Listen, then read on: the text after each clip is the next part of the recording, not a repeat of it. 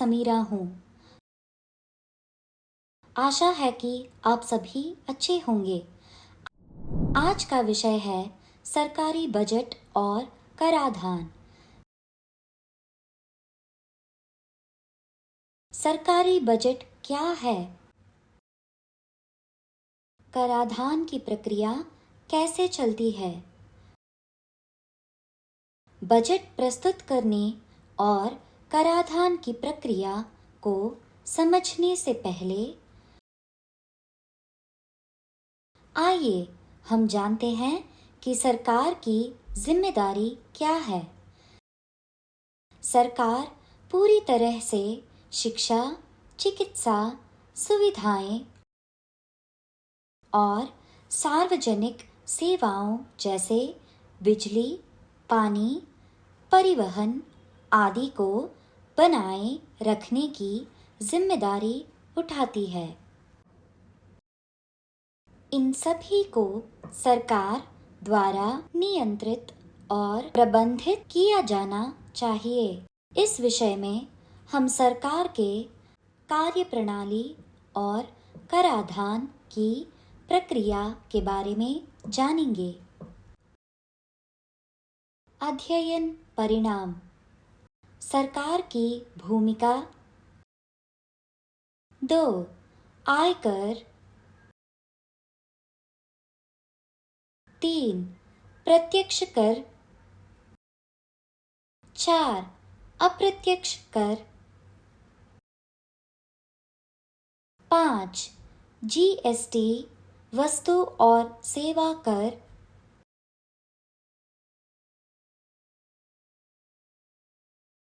6. कर में निष्पक्षता। महत्वपूर्ण शब्द। 1. सरकार, वह समूह जो आधिकारिक रूप से एक देश को नियंत्रित करता है। 2. आयकर,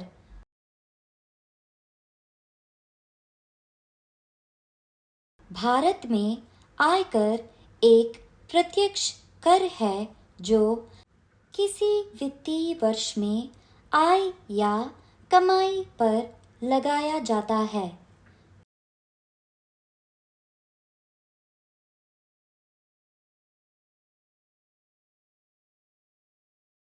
प्रत्यक्ष कर। प्रत्यक्ष कर को इस प्रकार परिभाषित किया जा सकता है कि यह एक कर है जो सीधे किसी व्यक्ति या संगठन द्वारा सरकार को चुकाया जाता है। अप्रत्यक्ष कर। अप्रत्यक्ष कर सामान्यतः आपूर्तिकर्ताओं या निर्माताओं पर लगाया जाता है जो इसे अंतिम उपभोक्ता तक पहुंचाते हैं। जीएसटी वस्तु एवं सेवा कर।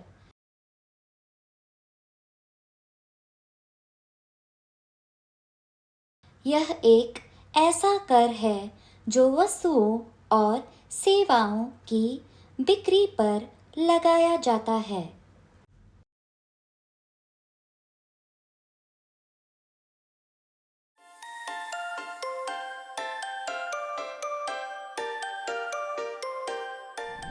सरकार के बारे में।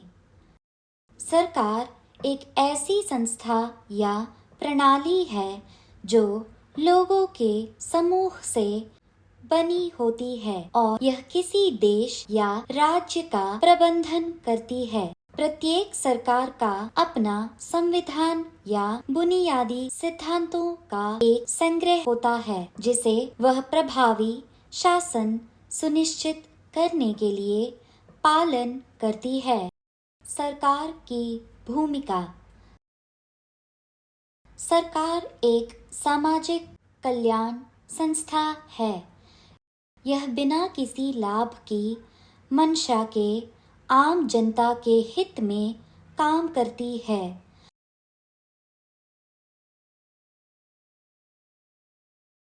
अपने पहले की कक्षाओं में रोजगार का अधिकार और महात्मा गांधी राष्ट्रीय ग्रामीण रोजगार गारंटी अधिनियम MGNREGA के बारे में पढ़ा है।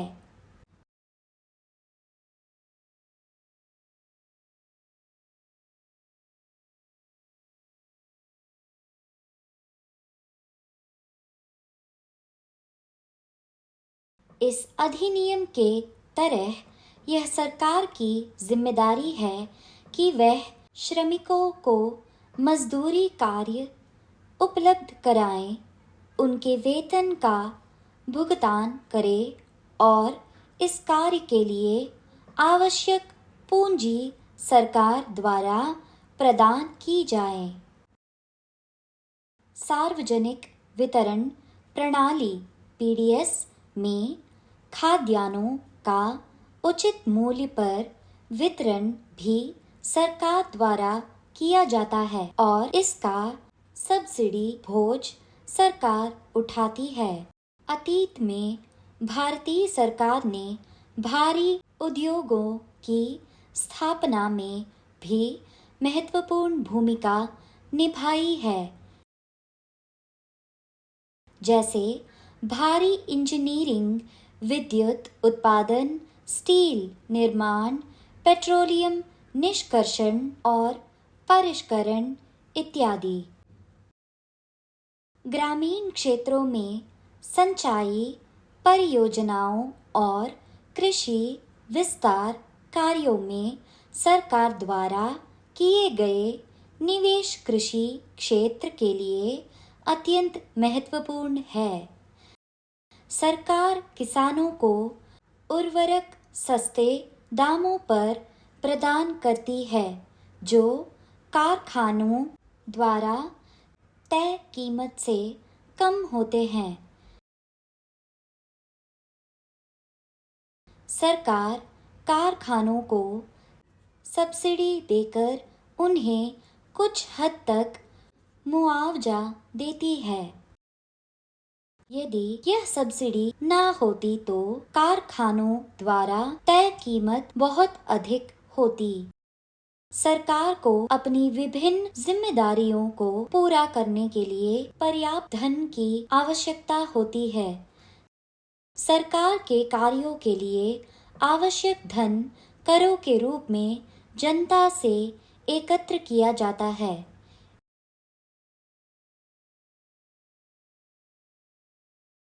एकत्र किए गए कर सरकार की आय का हिस्सा होते हैं,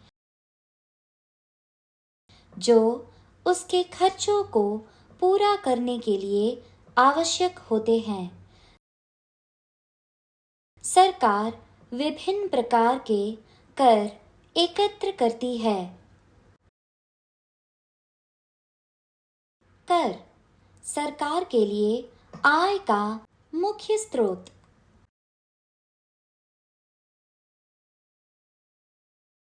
सरकार के पास आय प्राप्त करने के लिए विभिन्न प्रकार के कर होते हैं।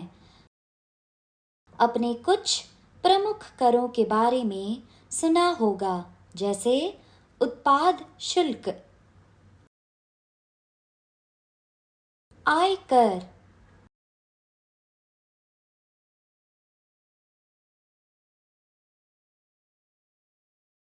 संपत्ति कर, कस्टम शुल्क आदि। इन करों को मुख्य रूप से 2 श्रेणियों में बांटा जा सकता है: प्रत्यक्ष कर, परोक्ष कर। आयकर आयकर व्यक्तियों की व्यक्तिगत आय पर लगाया जाता है।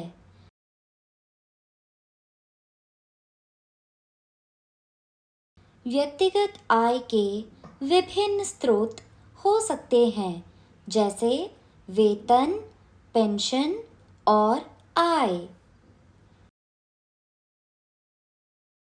एक व्यक्ति बैंक में रखी रकम पर भी ब्याज, कमा सकता है।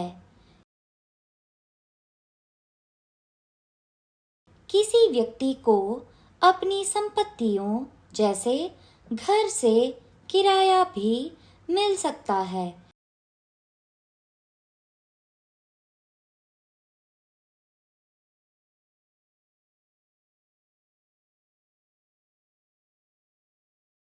इन्हें आय माना जाता है जिन पर कर देना होता है।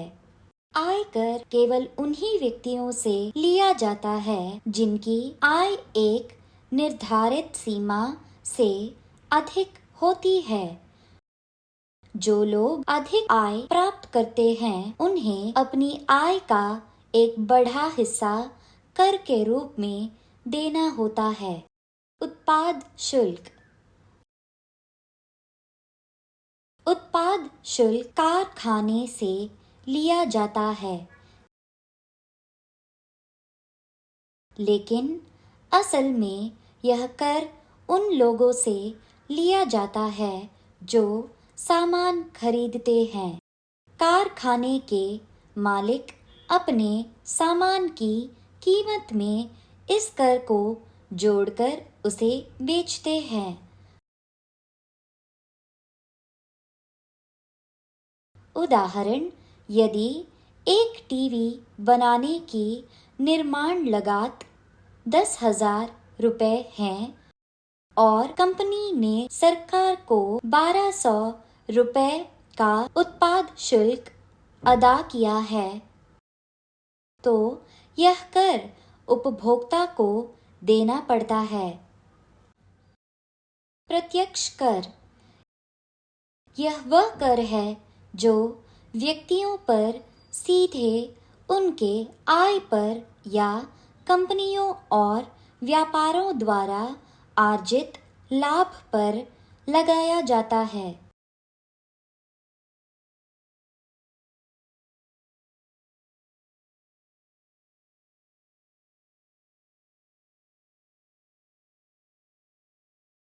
इन करों का भुगतान सीधे व्यक्ति या व्यापारियों द्वारा सरकार को किया जाता है।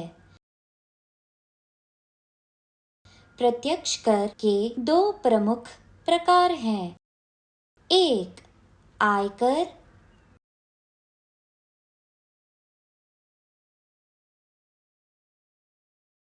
दो, कंपनी कर।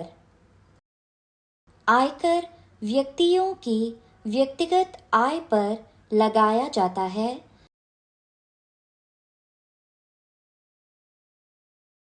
कंपनी कर कंपनी या उद्योग पर लगाया जाता है। अप्रत्यक्ष कर। अप्रत्यक्ष कर वस्तुओं और सेवाओं पर लगाए जाते हैं। आपने देखा होगा कि सामानों के अधिकतम खुदरा मूल्य MRP के साथ यह लिखा होता है, कर सहित।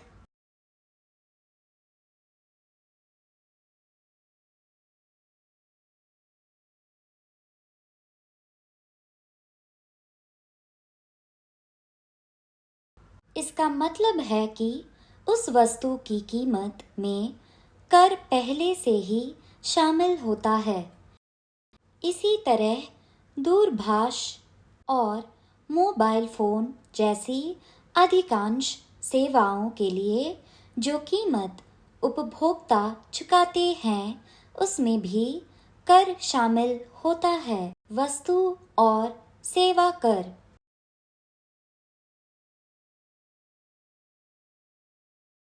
GST वस्तु और सेवा कर ने ई-वे बिल के माध्यम से एक केंद्रीकृत व्यवस्था की शुरुआत की।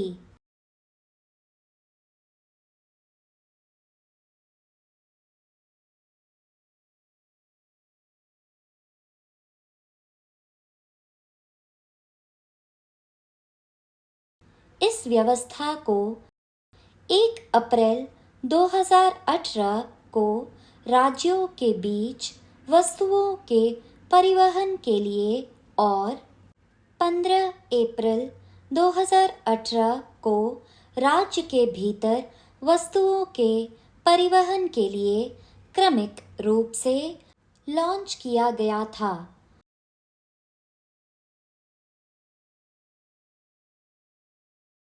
वस्तु और सेवा कर के लागू होने से अधिकांश अप्रत्यक्ष करों को एक ही प्रणाली के तरह समाहित कर लिया गया है। उदाहरण के लिए एक बिस्किट निर्माता 450 रुपए कीमत के बिस्किट बनाता है, जिसमें उसके सभी खर्च जैसे कच्चा माल, श्रम शुल्क, वेतन, कार्यालय और कारखाना का किराया आदि शामिल है। यदि वह अपनी लाभ रखी 50 रुपए जोड़ता है तो उसकी कुल उत्पादन कीमत 500 रुपए होती है। यह उसकी बिक्री कीमत होती है। लेकिन बिक्री के समय बिस्किट निर्माता को निर्धारित कर दर के अनुसार वस्तु और सेवा कर लागू करना होता है। यदि वस्तु और सेवा कर 5% है तो निर्माता को 500 रुपए पर 25 रुपए कर के रूप में चुकाने होंगे। वस्तु और सेवा कर का प्रभाव। वस्तु और सेवा कर का मुख्य उद्देश्य कर प्रक्रिया को सरल बनाना, कर बोझ को घटाना और कर चुकाने के अवसरों को स्पष्ट करना है।